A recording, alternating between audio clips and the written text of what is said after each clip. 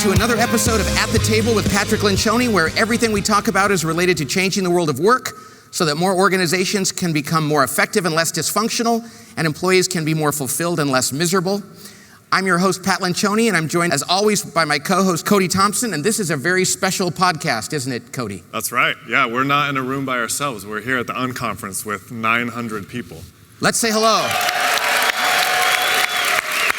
And also Chris Jensen. Yes. Yeah, we've got Chris Jensen here and Tracy Noble and 875 friends and relatives at the Unconference. So what we're going to talk about today, what is it, Cody? We're going to talk about a critical topic that we've been covering a little bit over these 2 days, but meetings. And you have written a book on meetings, Death by Meeting. It's in The Advantage. But even in the last 2 years, you have put more emphasis on meetings than ever before and how critical they are in organizational health. Right. And in fact, but a little inside information, that the book Death by Meeting was originally supposed to be called The Meeting That Didn't Suck, right. A fable. And we thought putting that didn't suck in a title might not be a good idea. So we changed it to Death by Meeting. And so we're going to talk about this because this is, and Chris, just before we came on, you said last night, we're here at this conference and there was consulting sessions. Oh yeah, I was almost going to interrupt and just say, this is going to be relevant because last time it was a buzzing topic in the room next door where there was, several hundred people coming for. People just want to talk about their meetings. What's going on with meetings? What about one-on-ones? How do we help our lightning rounds? All these different things. I had a guy came up last night as I was signing books. It said, Pat, I knew there was a problem when I was falling asleep in my own meetings. Exactly. And this is one of those things. Right. It is. And you've written 2 articles recently, one called Meetings Are the Linchpin of Organizational Health. Right. I've also heard you say that if you could go into a company and assess whether they were going to be successful in 10 minutes, and you got an opportunity to look at any part of the business. I wouldn't look at their data, I wouldn't look at their spreadsheets about their revenue. I'd go to their meetings and observe them, how they make decisions. And why is that? What is it about meetings that shows you what? Well, it kind of gets to, the other thing people say is how would you evaluate? Because when I have a CEO or a leader of any organization or a division of a company or any kind of an organization, when they say, I really don't like meetings, I think, gosh, a meeting is your playing field. If you were a quarterback, if I were going to say... Which I'm not, but which you're not. Yeah. You look like one, though. That's right. I would say, I want to know if you're good. I want to go to your game and watch on the field. Yeah. If you were a teacher, a school teacher, I would go to a classroom and watch you teach. Yeah, see how you interact with the kids. If you were a surgeon, I'd want to see how you did in surgery, although I guess I wouldn't know how to evaluate that very well. But the point is, pretty good. There's a lot of bleeding. Is everything okay in there? Exactly. That's the playing field. Right. That's the platform. And if somebody said, well, what's the platform for a leader? It's meetings. Right. I mean, it's not giving a speech. Right. It's not ringing the bell on the New York Stock Exchange, the things they put on TV. It's how do they actually interact with the people they're leading, and how do they make decisions and use their most valuable resource in terms of time, which is the people. That's right. And we get to work with all kinds of leaders in all types of organizations, and it doesn't matter whether it's a church or a school principal team or a big corporation of Fortune 500. Everyone is concerned about their meetings. That's where things happen, and all the things we've been talking around, teamwork, behaviors, clarity, all happens in that 60-minute or 90-minute time each week where the leaders come together. And yet, go ahead. They suck. And a lot of horrible, yes. And so, and that's why it's so critical. And I think the reason we wanted to do a podcast around this is because there's so much to cover here. Right. It's almost difficult to, and meetings are, you think meetings are a boring topic, but so critical. But there's so much you can do to make your meetings better. That's right. Absolutely. And why, so you've identified there's 2 reasons that meetings aren't good. 2 big ones. The first one is they're boring. Right. Anything that's boring is not effective. Right. I mean, I don't know, is there anything in life that, hey, that was really boring, that was perfect? Right. No. And I'm trying to think, No. Okay, before we go off on some tangent that's not appropriate. So boring is bad. Boring's bad. And then they're ineffective, we just don't get anything done. Right. Yeah. So, but let's talk about boring first. Yes. Right, and we did do a short podcast on this earlier, but it's worth saying that if you don't tell people the stakes up front, if you don't if the meetings aren't interesting, it doesn't actually matter if they're slightly effective. Right. You have to have both. Yeah. I was a screenwriter when I got out of college for fun. Oh yeah, I love this. And one of the things I learned in screenwriting, which was one of my favorite things, was that the most important part of a screenplay is the first 10 minutes. Right. And that's true in a movie. That's when people decide whether they like it or not, whether they're going to finish reading it or if they're going to enjoy the movie. Yep. And the first 10 minutes is the hook. And the key to the hook is conflict. It's like that you're like a little anxious because you're like, this is going to matter. Right. And I'm engaged, I'm anxious about what's going to happen, and I'm all bought in. Yeah. Right. And we talked about some movies that did this well. I mean, Bambi, her mom dies in the first part. Or is it a girl deer or a boy deer? Bambi, I think, know. is a boy, and it's the mom. Help yeah. from the audience on that one. And right from the beginning, you're in. This is very relevant, right? Yeah. Raiders of the Lost Ark has that first 10 minutes. I don't even know. Okay, you mentioned movies, and this is one of the things I love that you say is it's amazing that people will sit in a dark room, talk to nobody, and stare at a screen for 2 hours and leave and say, that was amazing. They'll go meet with their peers and talk about the most important thing they're doing every single day for a third of their life and say, I hope I never have to do that again. Right. Because a meeting isn't relevant. I mean, at the end of the movie, the movie isn't relevant. The end of the movie, it's like, well, my life is still the same. Still the same. Meeting is totally relevant. Right. I'm going to have to act on this. And the decisions I make are going to impact other people outside of this room, and that matters. And that's because we've allowed meetings to be bad. Meetings do suck, but not inherently. Right. We've allowed them to because we've just decided, well, it's corporate penance. We're just going to have to do this. And you say conflict is part of the thing that makes it interesting, and we've talked a little bit about conflict, but to make it real, like when we have our meetings at our company, there's actually one of our favorite stories is we were vehemently disagreeing about something. Now, it was summertime, so the windows were open. The windows were open. And the property manager from the building came up and they're like, is everything okay? Do we need to call the police? And we were like, no, we're just arguing here. We have a decision. We're having a meeting. Right, exactly. You sound so heated. Yeah. Right. I think it was mostly Tracy. Right, yeah. Yeah, Tracy, yeah. But the tension is an important part of a meeting not being boring. And so even though we talk about conflict and help us make better decisions, as a leader, the tension and the energy in the room is a sign people care. Don't you think? Oh, yeah. You know what's interesting? I never thought about it this way, but the tension you have in a meeting allows the work not to be as tense. But when you don't have tension in a meeting, you make the tension go out into the hallways. They have to deal with all the tension. Right. That's so true. That's when you get together to do that. Right. And so we're supposed to have, and we also, when people come to our office, we let them come to our staff meetings. I think it's like a learning experience for them, and we don't change. No. And so tell us about this. So we were having a meeting. We had a guest in a couple weeks ago, and Lynn, who's in the back here, her and I were disagreeing in the meeting, like with a guest present. It was just acting like any other meeting that we've had.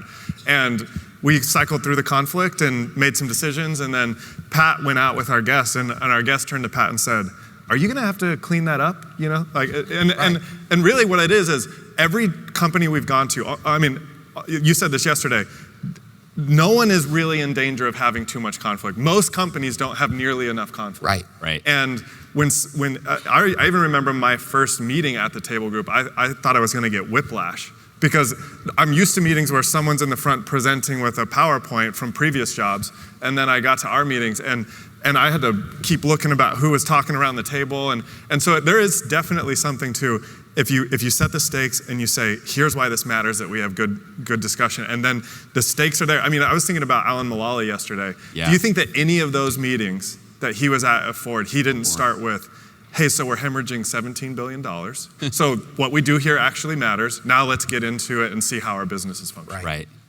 So meetings are critical. Meetings are, if anybody has any doubts of that, and the people in this room probably don't, but some people are like, I just need to have fewer of them. I need to make them shorter. Right. And neither of those is the right answer. And the thing that helps overcome the boring factor actually also improves the effectiveness. Right. They go together. They go together. Well, so let's talk now about effectiveness of meetings. Yep. And the biggest problem in meetings, and this isn't sexy, but is just that we're trying to do too many things at once.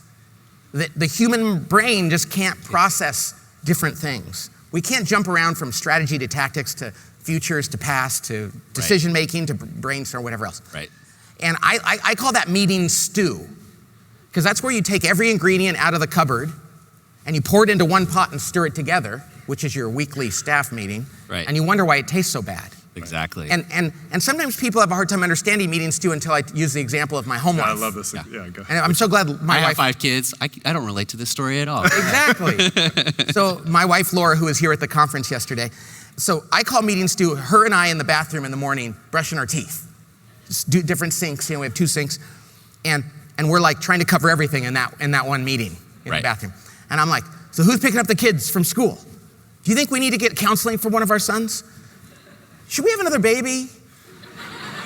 What's for dinner tonight? Where should we go on vacation? Yeah, where should we go on vacation? We throw all those things out there. The next day I come home and she says, I'm pregnant. And I'm like, I thought we were having chicken. Right, exactly. Did we make a decision on that? Exactly. The point is, no human beings are meant to take on all those topics at once. There's different contexts for different things. We have to be able to categorize different types of meetings. But we don't. We don't. We don't do it at home. We don't do it at work. We have one meeting. Yeah. We go, it's going to suck, so let's just throw everything in that meeting, get through it, and be glad it's over. That's right. And at the end of the meeting, people are like, did we decide anything? Not really.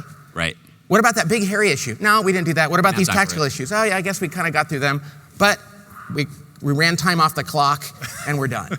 That's right. Yeah. And we have to stop that. And the truth of the matter is, we need to be having, and this is the thing that makes people's heads spin, we need to be having 4 different kinds of meetings. Right, and when people hear this, when they read your book and they see 4 different types of meetings, and I'll be in the room with the executive team and the CEO, and they're thinking, we already have too many meetings, and you want us to do more? And they are having too many meetings because they're not having the right kind up front, which makes them have to have a bunch of meetings to catch up.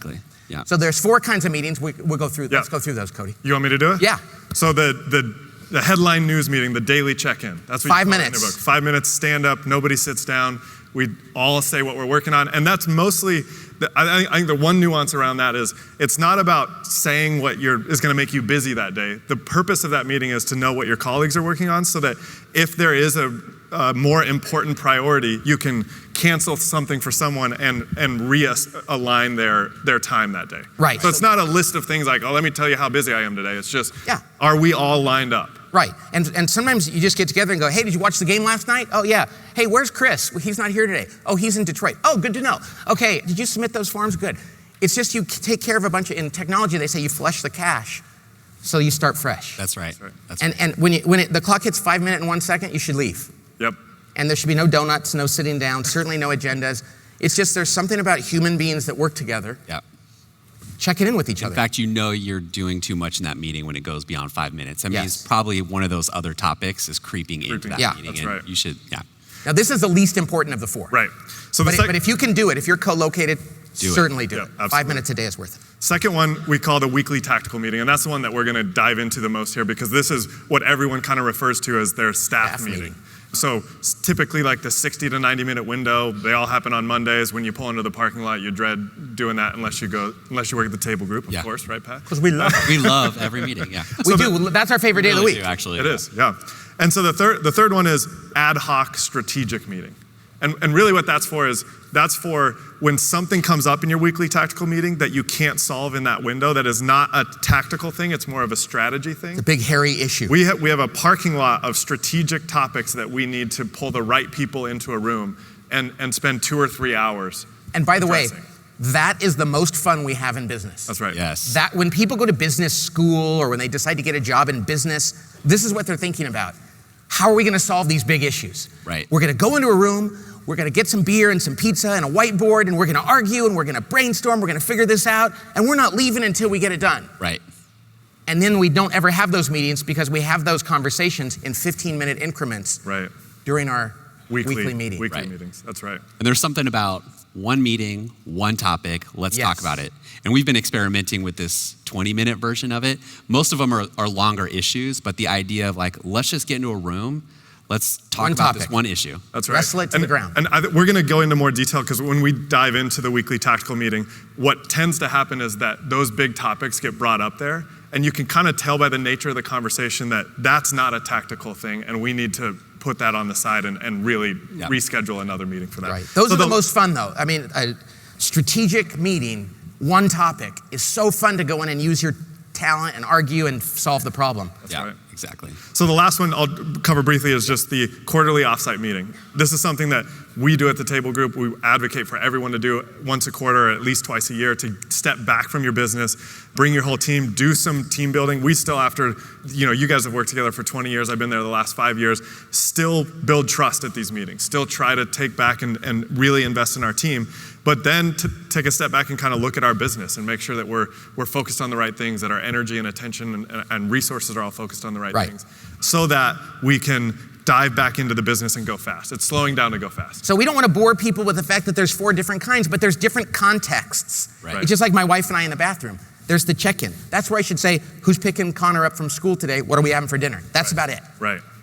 And then there's go to the end, the quarterly review. That's where she and I should go away to Napa, because it's only a half hour from our house, and say, how are we doing as a family? How are you doing? Of course, we don't do that enough. Right, no. So those are the extremes. And then the baby conversation is the strategic one, right? Yes, very strategic. Very strategic. Should we have a baby? Yes. Which Let's get we some, should have had beer at and least one whiteboard of this them. out and see if we can have another baby. We didn't have that until after baby number 5, and I was like, babe, we should actually talk about this Yeah. before we have another one. But let's today talk about the most frequent in terms of like the meeting you have where you get your team together once a week probably. And if you're going to start, you're going to start with this meeting. Yeah, this is the one you got to fix first. Yeah, that's right. So we just want to contextualize that so people don't go, what about those topics? What about those? That's all planned for, but this is the most important one. How are you going to run your business? That's right. So there are some elements here. And let's talk about what it should never be. Okay, great. You should never sit in a meeting and be thinking, why am I listening to this presentation? This is a complete waste of time. Right.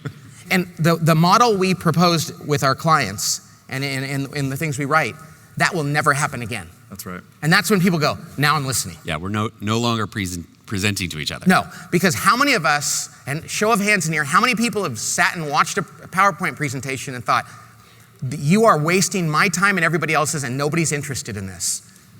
Yeah. So for those listening, that was everybody. That was, they all raised both hands. It was 1,800 That's right. people. Right. And the point is, the reason why that happens is because of this horrible word that everybody thinks you're supposed to have before you start a meeting. And that's an agenda. Did you suck through your teeth? Hi. I was wondering. and people are like, what do you mean you have to have an agenda? No, an agenda is somebody's best guess at what we should talk about at the meeting tomorrow. Right. Before we even get in a room and figure out what the heck is going on. This is really difficult for people to embrace this idea that we're going to go into a meeting and not have predetermined what we're going to do. Right. Difficult. Right. That's right. And the thing is, I can't imagine, if I had emailed Pat Sunday night and said, hey, Pat, I have this PowerPoint slide I'd like to show at our Monday meeting. I mean, that would not go well, okay? He would say, of course that's not. How do we know that it's the most important thing that we should be talking about before we take a look at our dashboard, look at all the things we're trying to accomplish, and assign red, yellow, and greens, and then go, now let's talk about the most critical items. Yeah. Right. So for those people that freak out too much, I go, no, it's okay. We'll still have an agenda. We're just going to create it when we arrive. Right. We are never going to do it until everybody sits down around the table and we go, what's actually happening? And let's make sure that we don't talk about anything that we can't all agree is really important to talk about. Right. That's right. And so what we say is you will never sit through another presentation at a staff meeting where you are bored or where you think it's not relevant. So actually, this is important. Walk us through the mechanics of how do we know what the most important thing is for us to spend the next 45 minutes talking about? How do we do that? Well, and so how do we figure this out, say this? So we talked yesterday about having a rallying cry. Yeah. The first thing you do is you start by going, okay, our rallying cry, here's the one thing that matters most. Yeah. And everybody looks at that and goes, yep, that's it. Now here's the 4 or 5 things that we have to do to make that work. We call it defining objectives. That's right. And that's where we do like what Alan talked about, we put a color on it. Right. This is one of my favorite parts of our meetings.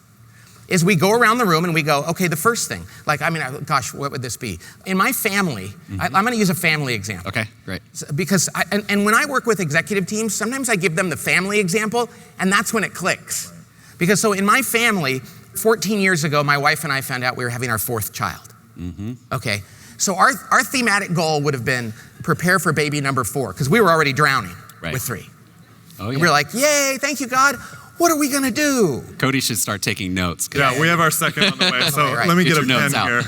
So the thematic goal would be prepare for baby number 4. Right. Well, what are you going to do? Make a sign in the bathroom and put a t-shirt? No, that's stupid. It's like, what would that mean? So we came up with 5 things. We said our twin boys who are 7 have to become more self-sustaining. They have to make their own lunch and get their homework done and get to school on time. Our 3-year-old has to get out of our bed and out of his diapers. Your life is over, Casey. You got to there's another one coming. We had to discipline up our 3-year-old. Yep. We had to clear out the garage. We had to finish the kitchen remodel, and we had to outsource some things that we were doing that we didn't have time for. Right. So there were 5 things: the twins, the 3-year-old, the garage, the kitchen, and the outsourcing. Those were our 5 defining objectives. Yep. So if we were an executive team, we'd sit down and go, okay, let's have this meeting. Baby number 4, we got to get ready. Let's go through each of these areas. How are the twins doing? And red, yellow, or green, right? Right, yep, red, yellow, green. And I go, I don't know, I think it's not even, I think it's pretty red. I mean, they're in bed right now and they're not going to school, so we're in trouble there.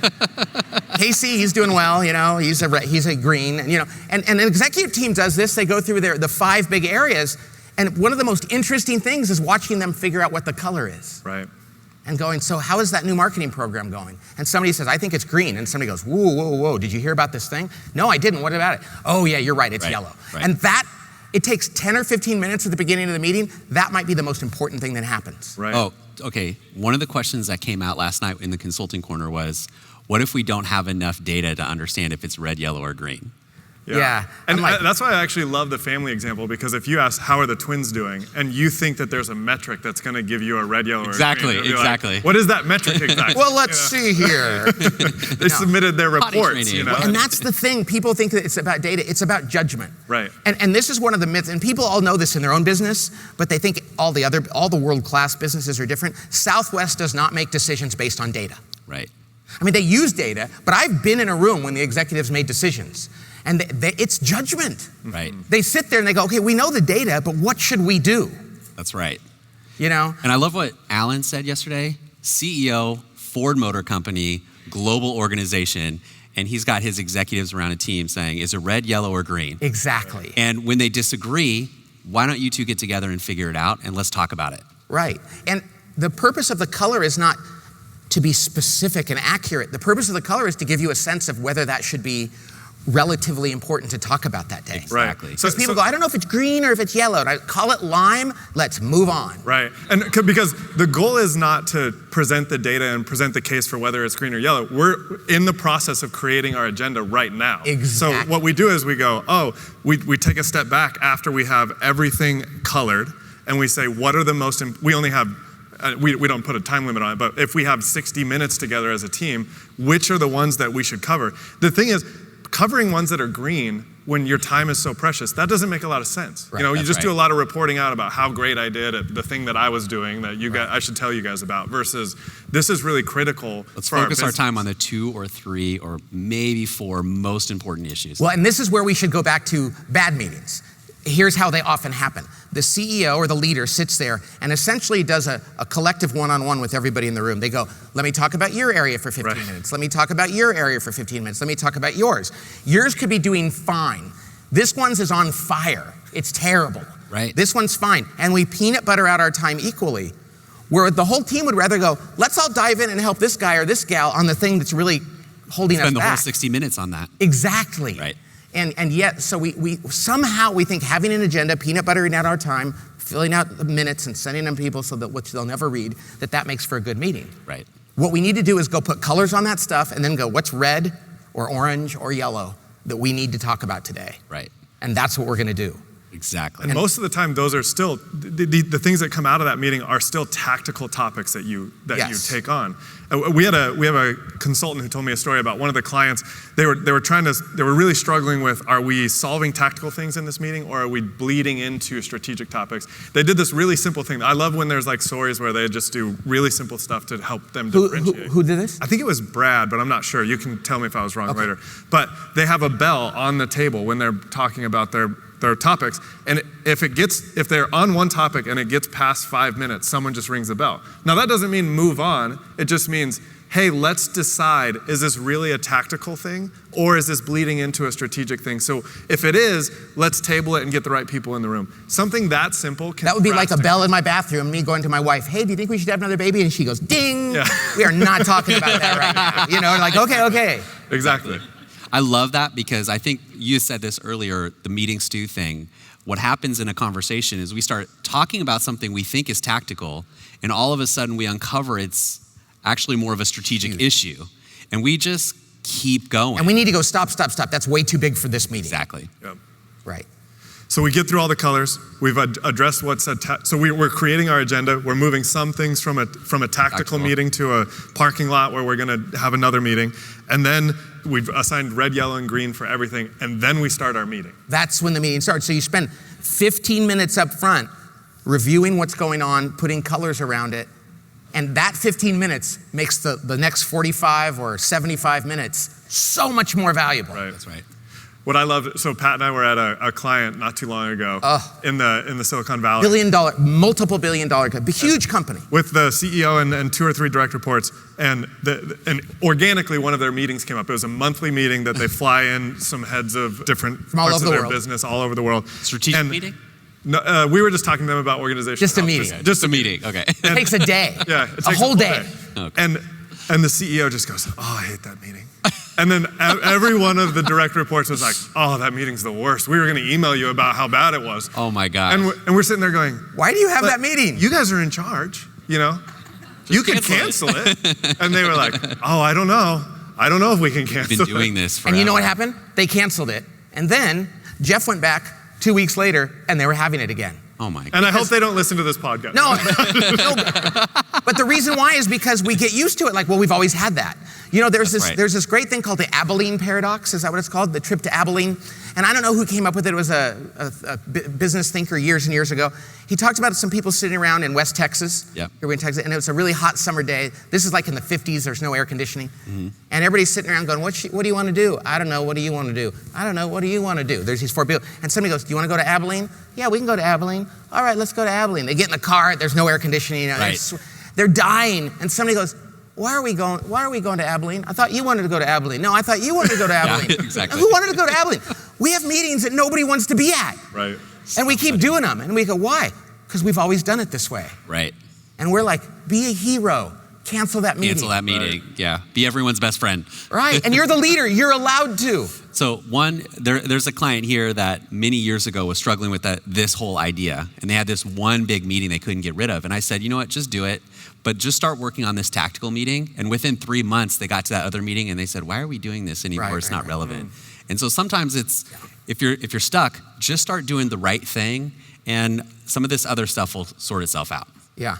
I think one of my favorite things is when people work with us and they say, meetings used to be my least favorite thing. Yeah. Now they're my favorite because I think that's where we get the most done. That's right. They're not boring, they're effective, and people really come there ready to talk. That's right. Yeah. So the last thing we'll do is we'll talk about how we end our meetings because we don't have a time slot. And you should always schedule extra time so that if it keeps going because it needs to, you can keep going. Right. But really, the meeting ends when you're done talking about what is most important. Right. So be a hero and leave early if it's over, or stay late if you're still into a topic that matters. Yeah. Right. All right, we're going to take some questions. That's right, we have some questions. Tracy, our producer, you have some questions we've solicited from this live audience. Exactly. I actually have both of them up here on the couch with me. So I'm going to start with Andrew. Andrew has a great question for you. So a lot of companies are asking employees to work from home due to the coronavirus thing. And I'm curious, I'm assuming there's lots of teams that are already using this model with remote and virtual teams. So how do you do it and what role should technology play in that? Great question. You can definitely have remote meetings. I mean, that's a good use of technology. But if you haven't built trust and personal relationships with people when you are together, some people say, oh, we have a virtual team. So-and-so's in Switzerland, somebody's in Japan. Really, how much time do you spend together? Oh, we've never spent any time together. We don't know each other hardly at all. That's not really gonna be a team. When you do get together, if that team has strong relationships, then you can use that technology and have a really effective meeting, because you're building upon the trust level you already have. That's right. So basically my answer is, if you have trust, and you've been having meetings, and now for whatever reason you're doing it virtually, it'll be 95% successful. Yeah. But so many teams that are virtual that don't really take the time to build relationships are only getting a fraction out of that. What do you think? Yeah, and I think in terms of technology, leverage the fact that we have video technology before just using text and typing and that sort of thing. And I mean, we have Jackie. We have Robot Jackie in the Robot office, Jackie comes iPad. in on an iPad. Oh, yeah. We have our first virtual. Jackie got married, moved to Carmel Valley, which is 2 hours from our office. So we went out and bought a little stand and put an iPad in it just for Jackie and to turn it on. And because we have a great relationship with her, when she's in the meetings, it's real. And we want to see her face. We want to talk to her. We want her to be able to see us. Yeah. That's an important part of it. it. But the last thing I'll say is you wrote an article that got a lot, it was like kind of on the internet, it got a lot of buzz because it was a little controversial. You said virtual teams are worse than I thought was the title. And really the essence behind that was you have to understand that you're at a disadvantage if you're a virtual team. So you have to be way more intentional about having better meetings. It will be harder for you, but not impossible. But the amount of soliciting people's feedback and mining for conflict just ramps up when you're not in the same room. And the video actually does help, mainly because it makes somebody realize they can see me. Because have you ever been on a conference call? I mean, I've done a lot of things on a conference call during a meeting. Oh. I mean, I know I've cut my toenails during conference calls before. I wouldn't do that. Well, I might do it, but I probably wouldn't do it on video, you know what I mean? No. You know, I've played a lot of Spider Solitary on conference calls too. But Jeff Gibson and I, the president of consulting, we were listening in on a meeting and we were on conference and I kept hitting mute, screaming at the phone the whole time and then unmute going, oh, okay, that's great. So yes, you can build that trust. Another question. All right, we've got Jamie from Boston here. Hi, first off, thank you for your wisdom. It's been transformational for the organization that I'm part of. My question is, in our tactical meetings, we get stuck on spending too much time assessing our defining objectives and our standard operating objectives, twice as long as what you're talking about. As far Putting colors on them? Yeah, everybody wants to get into describing what's going on and that defining objective rather than getting right to the point. So how can we do that more efficiently in a way that we can spend more time on the agenda talking about the issues that are important? Thank you. It's a great question. Go ahead. What were you going to say? I was going to say, make sure you talk about the leader's role on this. Well, I was just going to say, are you the leader? Yes. Okay, yes. So Jamie, this is your fault. Take a bow. No, one of the things I realized, so many things that leaders have to do, like in the moment, are kind of uncomfortable, but in the larger span, people are like, thank you for doing that. Yeah. And sometimes in a meeting, you just have to go, that's enough, it's yellow, next one. Right. And though people go, well, I don't think, it's like, no, we're just moving along. And then at the end, they're gonna go, thanks for doing that. Right. I know you did it to me, but we were getting too much in the weeds. So your job is to keep it like, no, the reason we're doing this is just so we can get a relative sense of what's going on. So don't make the perfect the enemy of the good. One of the most important things that leaders have to do. Just say, good enough, we know where it is. Right. And if your team doesn't follow you down that, it's to your point earlier that this is the best assessment of a leader, because that's probably an indicator to what you just said, that trust probably needs to be built more in your team. The team needs to have more clarity on what we're focused on and be more bought into it. Because in a great team with high trust, you can say, all right, Chris, we're good. Right. And I can follow that lead. Right. I think sometimes the other thing that makes this take longer than it should is that people rely too heavily on the metric to decide, and so that they're trying to decide is that good or bad? And one that it might be helpful that like every week we put a red, yellow, or green on book sales. You know, so Pat sells books, and if we don't actually if you don't know, he's written some books. We use the metric to inform the color, but it's not the thing that decides the color. Because what's really interesting is like in December, we might sell 1,000 less or 10% less books or whatever it is. And just because it's down, you have to use your qualitative understanding of like, well, all book sales are down. Not just because it's down, we put it in red, because then we end up talking about something that actually is going to rectify itself the next month. We just had to use our intuition to go, the metric is not the driver of the color on that. That's right. Very good. I think that's the thing. Be the leader just to keep pushing it forward. Any other questions? Those were our 2 questions, Trace? We actually had another one. I wasn't able to find Gil, but Gil basically asked, were you serious when you said that we should minimize our one-on-ones? And if so, how do we coach our people and give them feedback during the meetings? Oh, I like this question because essentially this is a corollary, or actually the same question to, Should you be giving people feedback during meetings in front of everybody else? This came up in the coaching corner. We had a really great talk on this. And I think, there's this old saying that says, praise publicly, criticize privately. And I don't think that's true. I think that if you have a good team, if you've got some constructive criticism for somebody, give it to them with everybody else there for 2 reasons. Okay. Now, that's assuming there's trust on the team and that they're a member in good standing. But if I see Chris during a meeting doing something that I don't think is productive, there's actually something good about me going, hey, Chris, don't do that during the meeting. Mm-hmm. And he goes, everybody else goes, oh, so he knows that Chris does that. We thought that was annoying too. We're glad you told him. We're not going to do it now because you just told us. Right. So that's helpful. If I do it offline, these people are like, does he hold Chris accountable? They don't get to benefit from the fact that they saw me do that. They saw you do it. But now, if I think if I'm starting to question whether or not should be a member of the team, so now it's becoming, what do you call it, corrective situation. Right. That's where for his dignity, I need to do that one-on-one. Right. But here's the irony. I still have to let the other people on the team know that I'm working on that because I don't want them thinking you as the leader aren't holding people accountable. So I'm doing it for his dignity. But most times, it's better to hold people accountable as a team. Mm-hmm. And it makes meetings pretty interesting, too. Well, the other benefit is not just for them, but it's for the person receiving feedback. Because we all know when have our unproductive behaviors, and we don't like it to be exposed. And so, but when your team all knows, everybody knows, the thing that I'm struggling with is in everybody's awareness, and they're going to help me with it. I actually feel safer. My trust in the team is much higher. So let's use an example. Let's say we're at a meeting. This could definitely happen at our company. And you see somebody who seems kind of distracted. They're looking at something, whether it's their phone or something else. No one ever does that in meetings. I know. It's a hypothetical. Yeah. And you go, excuse me, Michael, is there something going on here? It looks like you're distracted.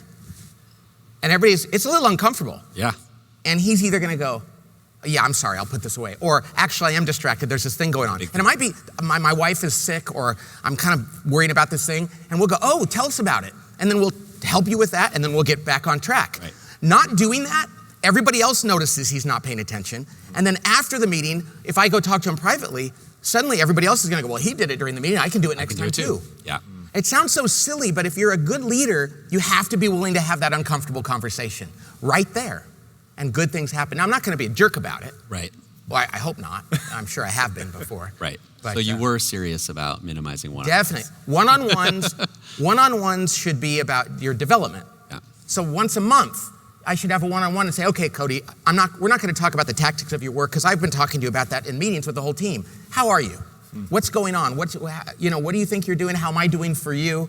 Maybe, if anything, it's a chance for them to be a little more comfortable asking you questions. Exactly. Although you want that to happen on a team too. Exactly. Great. Thank you to Gil for that question. And I think that's going to bring our podcast to an end. Let's wrap it up. So we want to thank everybody that's out there listening to this. We want to thank everybody in our live audience. And we want to say, God bless you all.